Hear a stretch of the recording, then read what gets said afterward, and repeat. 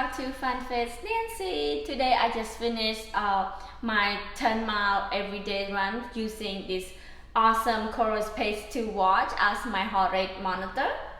Well, if you haven't got this awesome watch yet, I suggest you should get one because it's so light on my wrist, it's so stable, and the heart rate monitor is so accurate. And I will go to detail of this watch in a minute at the end of this video. Right now, let's talk about everyday run. Everyday run is a run that we do 80 to 90% of our run for building out base, right?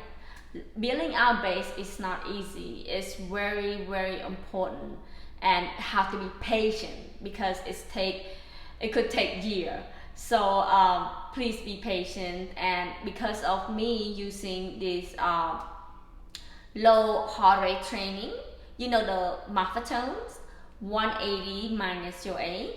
So my heart rate is usually 180 minus 38 is 142 is my heart rate.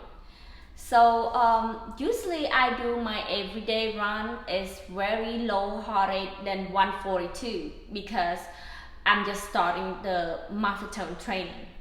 So I suggest if you, just like me, as just starting the Maffetone training, you don't run at 142 or whatever your max rate is. You always run below that max point. For me, I always run around 8, 10, or even 15 sometimes below my max point. It depends how I feel that day, because running below your Maffetone is very important, because if you want to build our base, that means we're gonna put up mileage, right? So we run lower than our heart rate to prepare the next day, so our body is recover. You know, when you recover better, the next run you can continue, or if it's not, you're gonna get hurt, you cannot continue your run.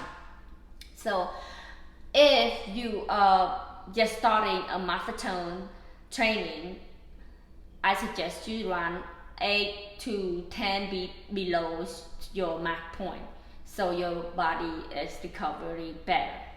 Example, I do my run today at 10 miles run. So we'll take a look at the detail of the Coros Pace 2 apps.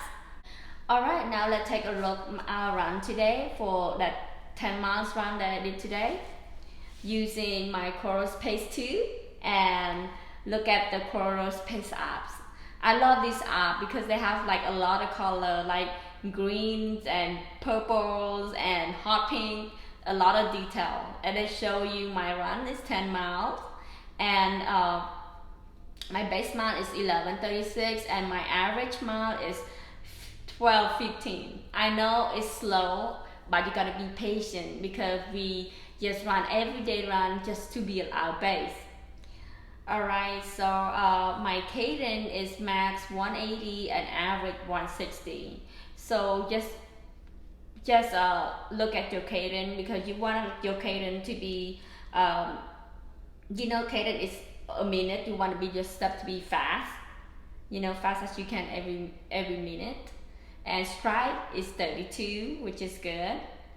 And running power, I don't know that much about it, but well, let's look at our heart rate. My heart rate is max is 146 and average is 130. So my heart rate is supposed to be 142, so I run at 130. So I run below my max heart rate 12 beat. So it's really good. So that's what you want to see, you know, your heart rate has to be below your Maffetone heart rate when you first training, because you want to recovery better. So like my heart rate is supposed to be, my max heart rate is supposed to be 142. So right here you see my heart rate is only 130, and max heart rate is 146, which is a little bit high, but it's okay because your average heart rate is 130. And let's talk about but all these heart rate zones, you don't have to care about it that much. And then let's talk about mileage. Well, when you first running, like on the first 1 or 2 miles, which is warm up, like I said, when I start running, the first running on my first mile, I start to warm up, and then when you first running, your heart rate is kind of low, but still be careful. When your heart go up, it's hard to come back down. So even though the first mile I run in my neighborhood usually because I don't have time to go to the park. So I usually run in front of my house. I have a couple hill. So when I do the hill, I usually walk the hills to lower my heart rate because if you run the hill, your heart rate gonna be jump up, and when it's jump up, it's hard for you to come back down. It stay up. It's hardly to come down. So I usually walk on the hill, check on my heart rate, and see, and I keep going and running till I get to 10 miles. So you can tell the first mile I run is my heart rate's kind of low, but then when we got up to 6 miles, it's get a little high, and then when it come to 9 miles, it's a little higher. So when your run more mileage is your heart rate keep higher because your heart rate just warm up.